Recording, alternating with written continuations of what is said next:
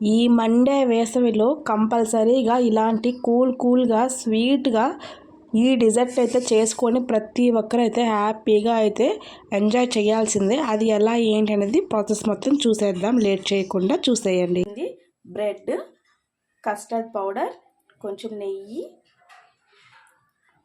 చక్కెర, కొంచెం పాలు కాచినవి కాదు పచ్చిపాలు, డ్రై ఫ్రూట్స్ పౌడర్ అనమాట. ఇది జీడిపప్పు, బాదం అవన్నీ కూడా నేను ఇట్లాగా లైట్గా క్రష్ చేసేసి పెట్టుకున్నాను. ఇంతే కావాలి. ఇప్పుడు ఎలా చేయాలనేది ప్రాసెస్ అనేది నేను చూపిస్తాను. నేను ఇక్కడ ఒక గిన్నెలో పాలు పోసి దాన్ని వేడి చేసుకున్నాను అనమాట. ఇవి మంచిగా పొంగు రావాలి. ఇక్కడ వేరే దాంట్లో ఏమన్నా ఇక్కడ ప్యాన్ పెట్టాను. ఇందులో మనం బ్రెడ్ని ఫ్రై చేసుకోవాలి. దానికోసం కొంచెం ఆయిల్ వేస్తున్నాను.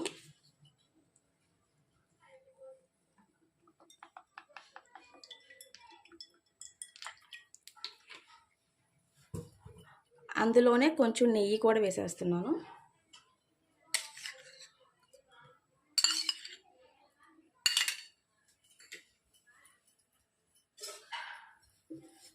ఇది మొత్తం కరగాలి. మీరు కావాలి అంటే బ్రెడ్, నేనైతే మిల్క్ బ్రెడ్ తీసుకున్నాను. ఒకవేళ మీకు బ్రెడ్ ఇష్టం లేదనుకుంటే రస్కులు ఉంటాయి కదండి, ఇలాచీ ఫ్లేవర్, అదైతే బాగుంటుంది.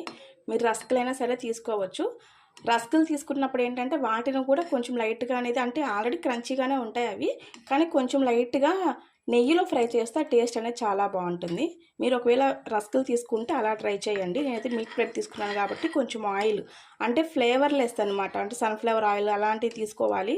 వేరుశనగ ఆయిల్ అలాంటివి తీసుకోకూడదు. మనకి స్వీట్ ఏంటంటే ఆ స్మెల్లే వస్తుందన్నమాట.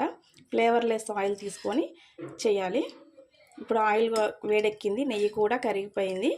ఇప్పుడు నేను బ్రెడ్ని ఫ్రై చేస్తాను.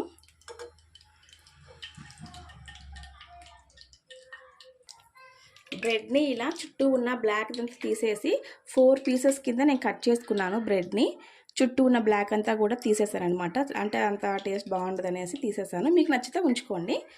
ఇప్పుడు వీటిని ఫ్రై చేసుకోవాలి.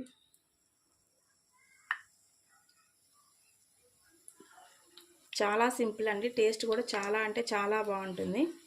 మీకు కస్టర్డ్ పౌడర్ ఆన్లైన్లో దొరుకుతుంది, డీమార్ట్స్లో దొరుకుతుంది, సూపర్ మార్కెట్స్లో ఎక్కడైనా సరే అవైలబుల్ ఉంటుంది.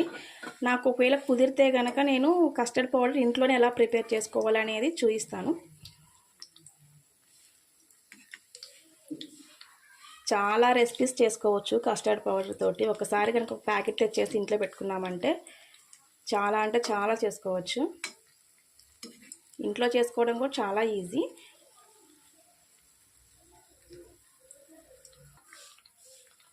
ఇవి ఇంకా కొంచెం డార్క్ కలర్ అనేది రావాలండి. డార్క్ కలర్ వచ్చినప్పుడే మనకి క్రిస్పీనెస్ అనేది వస్తుంది. ఇలా రావాలన్నమాట. ఇప్పుడు తీసేసుకుందాం వీటిని.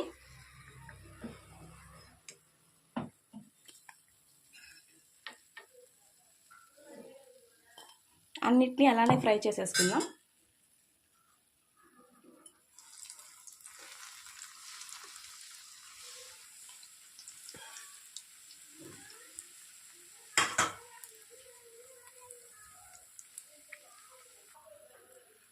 పాలు కూడా పొంగొచ్చేసాయండి.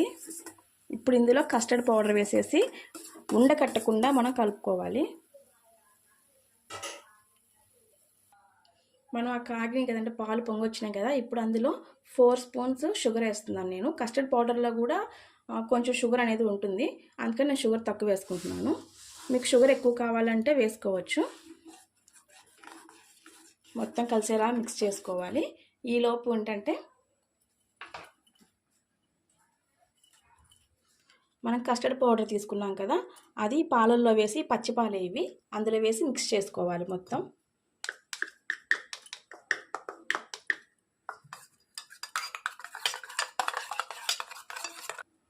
ఇప్పుడు మనం కలిపి మిక్స్ చేసుకున్నాం కదా, ఈ కస్టర్డ్ పౌడర్ని ఇందులో వేసి కలుపుతూనే ఉండాలి, అస్సలు ఆపకూడదు, లేదంటే ఉండకట్టేస్తుంది.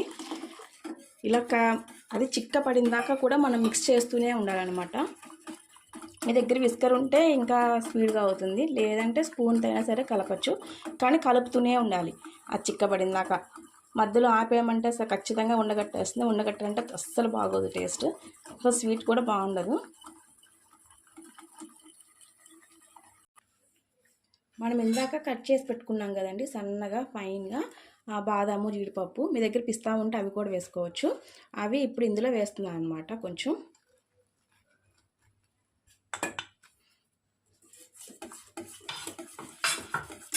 ఒకవేళ మీరు ఎంత కలిపినా సరే కొంచెం ఉండకట్టేసింది మేము ఏం చేయాలి అని అనుకుంటే అస్సలు టెన్షన్ పడద్దు.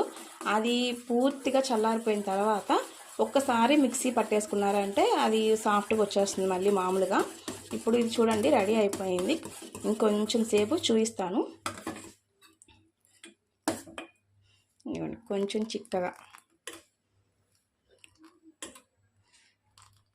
చిక్కగా వచ్చేస్తుంది కదా.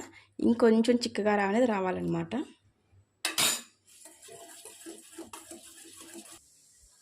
ఇప్పుడు మనం బ్రెడ్ని ఇలా ఫ్రై చేసుకున్నాం అనమాట. ఇప్పుడు ఇందులో పెట్టేసుకోవాలన్నీ.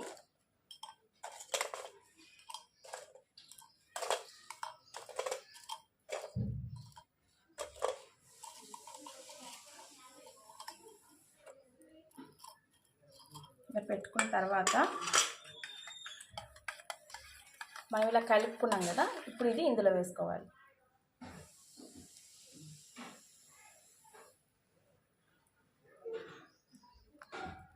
కొంచెం వేసుకొని మనం కట్ చేసుకున్న ఈ డ్రై ఫ్రూట్స్ని ఇంకా అలానే అన్ని లేయర్స్ లాగా వేసుకోవాలన్నమాట.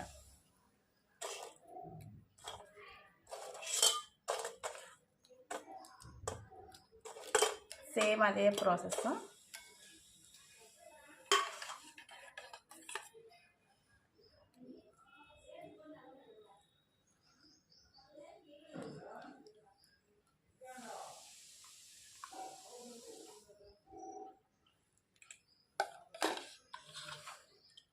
సేమ్ మళ్ళీ అలానే డ్రై ఫ్రూట్స్ అన్నీ కూడా వేసుకోవాలి.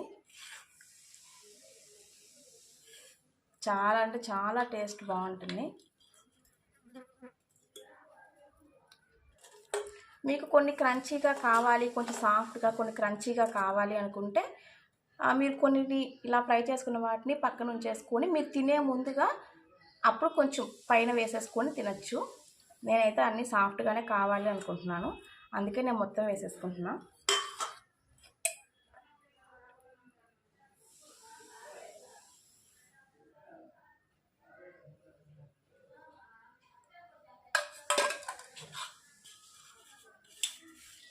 లుక్ ఎలా ఉంది, బాగుందా?